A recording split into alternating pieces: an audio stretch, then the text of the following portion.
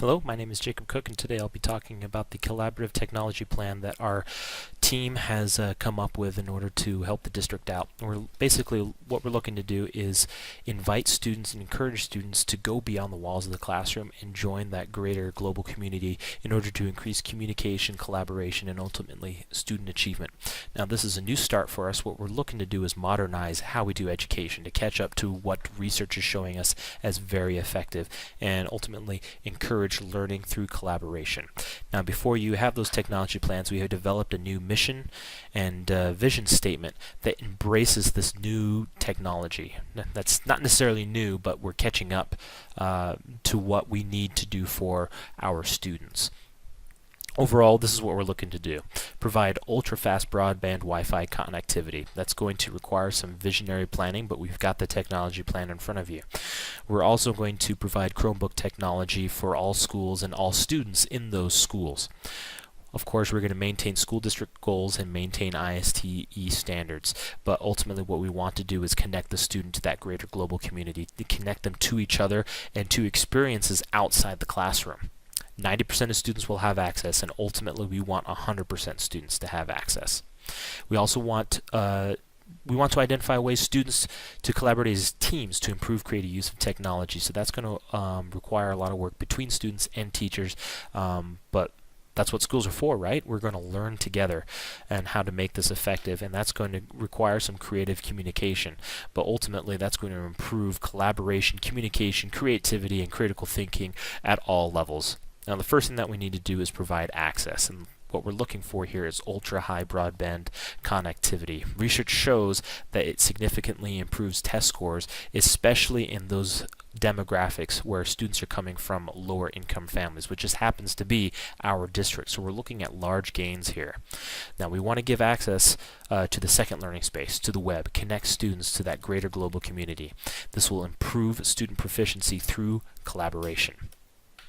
And this is collaboration at all levels. This is going to get parents involved. Makes it easier for teachers to speak to their students and with parents so that we can all work together for the student's success.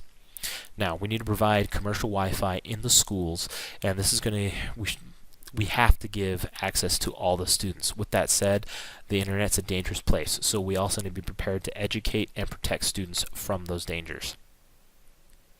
Now, not everyone is going to have access to Wi-Fi at home. We can provide it in the school, but in our local communities, what we can do is provide what's called television white space. Basically, it's a way of upgrading our libraries, our schools, and even some of the radio towers that you see out there, the cell towers and the TV towers. Basically, upgrading them to allow us to not necessarily hijack, but utilize the television signals, the television white space that's already out there, and provide Wi-Fi through that. Basically, think of the library building, the school building, and the radio towers as giant Wi-Fi routers, expanding the area of access that the people have to Wi-Fi. Now, next, we're looking at one-to-one technology. We're looking for Chromebooks for each student. This is going to get them more engaged in their learning. It's going to improve student achievement. It's also going to require that we professionally develop the staff, but I think it's a great idea to invest in our staff and help them become leaders in educational technology. And that's going to just keep pushing us forward, pushing the envelope in terms of educational achievement for teachers and for students.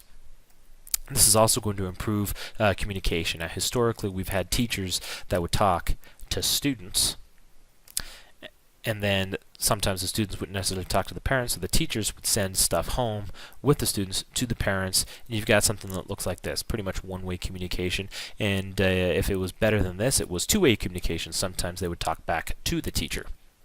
Now, with Wi-Fi access, what we're looking to do is make this more of a bubble, a communication bubble, where students can talk with each other, parents can talk with each other, and everyone can talk with the teacher in order to determine what needs to be done. And that's what we call collaboration, and this is also going to connect everyone to the greater environment. So this is collaboration, global collaboration. Now, there are several communication apps that we can use, like Edmodo, ClassDojo, stuff like that. That's going to streamline that communication process, but this is what we're looking for. Basically, in the end, student achievement. That is the final goal that we're trying to do here. Now, a lot of research has gone into this. Here you can see the references, but if you have any further questions, please come find me. Please look over the document that you have in front of you. But in the end, thank you for your time.